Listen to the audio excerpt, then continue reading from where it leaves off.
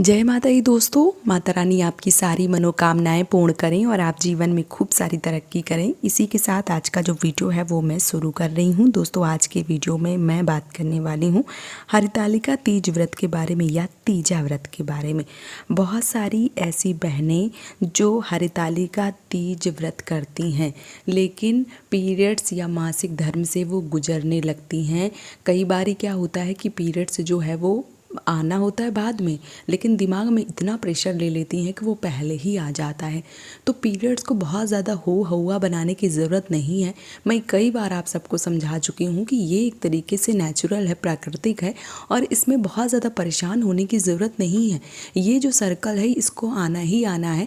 आप चाहें इसको जो भी करें, लेकिन एक तरीके से ये वरदान है और ये कोई गलत नहीं है। अगर आता है तो आपको परेशान जो है वो नहीं होना है। अगर मान लीजिए कि पीरियड्स आ गया है और आप किसी भी पूजा को कर रही हैं, जैसे कि अभी हाल ही में जो हरितालिका तीज या तीजा व्रत है वो आ रहा है, तो अब समझ में आप लोगों को नहीं आ रहा है कि क्या करें। घर में कोई नहीं है, अब व्रत वाले दिन ही आ गया या व्रत वाले दिन से एक दिन पहले आ गया, तो हम क्या करें या कैसे करें, पूजा करें या ना करें। तो देखिए, अगर आपको हरितालिका तीज वाले दिन आ गया या उससे एक दिन पहले आ गया, ऐसे में आपको पूजा जो है वो नहीं करनी है, लेकिन व्रत जो है वो भी आपको नहीं छोड़ना है।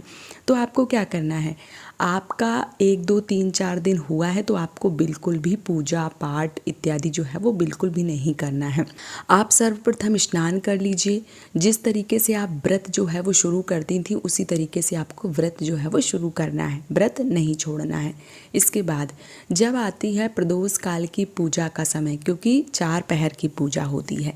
अगर आप पीरियड्स या मासिक धर्म से गुजर रही हैं, 4 पहर की पूजा करने वाला कोई नहीं है, तो आप रात्रि जागरण जो है वो करें। भले ही आप वो गाना बजाना कुछ ना करें, लेकिन आपको रात्रि जागरण जो है वो करना चाहिए।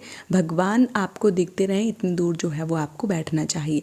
बैठ के ही आपको मानस पूजा, मानसिक पूजा जो है वो करनी चाहिए।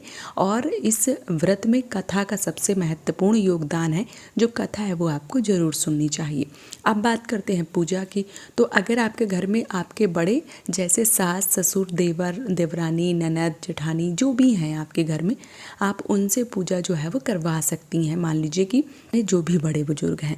अगर आप एकल परिवार में रहती हैं, घर से दूर रहती हैं, वहाँ पे कोई नहीं है, आपके सिर्फ और सिर्फ पति हैं, तो आप अपने पति से कुछ मिठाई और जो आपके श्रृंगार की चीज़ें हैं वो एक बार प्रदोष काल की जो पूजा होती है तब आप चढ़वा दीजिए, क्योंकि 4 पैर की पूजा तो वो भी ना कर पाएंगे और आप ऐसी अवस्था में हैं तो आपको भी परेशान होने की आवश्यकता नहीं है। जितनी भी पूजा आपके पति कर सकते हैं उतनी आप करवा दीजिए। अगर नहीं कर पाते हैं तो कोई दिक्कत नहीं है, कोई परेशानी नहीं है। कई बार बहनों के प्रश्न आते हैं कि दीदी जो हस्बैंड है वो परदेश में है, बच्चे हैं नहीं, छोटे बच्चे हैं, जो हम एकल परिवार में रह रहे हैं, जो हमारे बड़े हैं वो घर मेरे गांव में रह रहे हैं, तो अब ऐसे में हमें पूजा जो है वो कैसे करनी चाहिए। तो देखिए, आपको परेशान नहीं होना है। आपको सर्वप्रथम आप स्नान ध्यान करना है। उसके बाद आपको दूर बैठ के मानस पूजा करना है या मन से पूजा करना है कि प्रभु मैंने आपको स्नान करवा दिया पंचामृत से, या फूल जो बेलपत्र हैं, मिठाई है, सब मैंने चढ़ा दिया।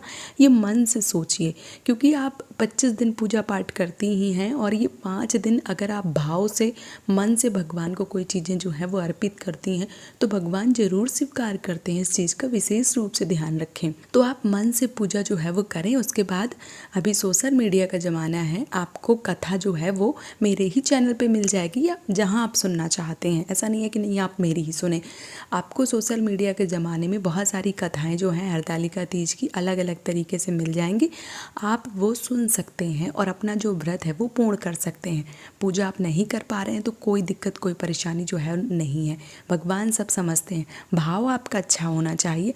भगवान से प्रार्थना करें कि प्रभु इस अवस्था में मैं नहीं कर सकती हूँ, अगली साल जब मैं हरितालिका तीज व्रत करूँगी और सब स्थिति जो है वह सामान्य रहेगी तो मैं आपकी विधिवत रूप से पूजा अर्चना जो है वो ज़रूर करूँगी। ऐसा भगवान से निवेदन करें, प्रार्थना करें और अपना जो व्रत है वो पूर्ण करें। परेशान होने की ज़रूरत जो है वो बिल्कुल भी नहीं है। तो ये रहे आपके प्रश्नों के जवाब। बहुत सारी बहनें ये भी प्रश्न कर रही हैं कि दीदी कितने दिन बाद पूजा करें। तो देखिए, देव की पूजा 7वें दिन या 8वें दिन अपने घर की परंपरा के अनुसार और देवी की पूजा 5वें दिन की जाती है। लेकिन जो हमारे धार्मिक शास्त्र हैं, जो ग्रंथ हैं, उसमें 3 दिन का वर्णन किया गया है कि जो नारी हैं, जो स्त्री हैं, वो 3 दिन तक अशुद्धि की अवस्था में रहती हैं। तो तीसरे दिन और चौथे दिन 2 दिन आप अच्छे से बाल वगैरह धो लीजिए। और अगर आपका पूर्ण शुद्धिकरण हो जाता है, आपको पता है कि 5वें दिन आप पूरी तरीके से एकदम श्योर हैं कि पूरी तरीके से साफ स्वच्छ हो जाती हैं, तो आप 5वें दिन भी पूजा कर सकती हैं। इसमें कोई दिक्कत, कोई परेशानी जो है वो नहीं है।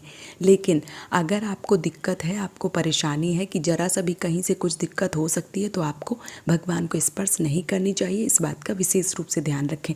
बहुत सारी बहनें प्रश्न करती हैं कि दीदी मेरा 2 दिन रहता है, मेरा 3 दिन रहता है, मैं चौथे दिन पूजा कर लूँ या मैं तीसरे दिन पूजा कर लूँ? तो मैं उनके लिए बताऊँगी कि बिल्कुल नहीं, आपको 5वें दिन पूजा करनी है। अगर आप एकदम से दिमाग से इस चीज़ को लेके बैठी हैं कि आप पूरी तरीके से साफ स्वच्छ हो जाती हैं, तो ही आप 5वें दिन पूजा करें। अगर ऐसा नहीं है तो फिर आप 7वें या 8वें दिन जब भी शुद्ध होती हैं तब आपको पूजा पाठ करना चाहिए। तो उम्मीद करती हूँ इस वीडियो से आपको सारे प्रश्नों का जवाब मिल गया होगा। वीडियो आपको काफ़ी पसंद आया होगा। वीडियो पसंद आया है तो आप मुझे सपोर्ट ज़रूर करें इस चैनल को सब्सक्राइब करके। आज का वीडियो यहीं पे समाप्त कर रही हूँ दोस्तों। जय माता दी।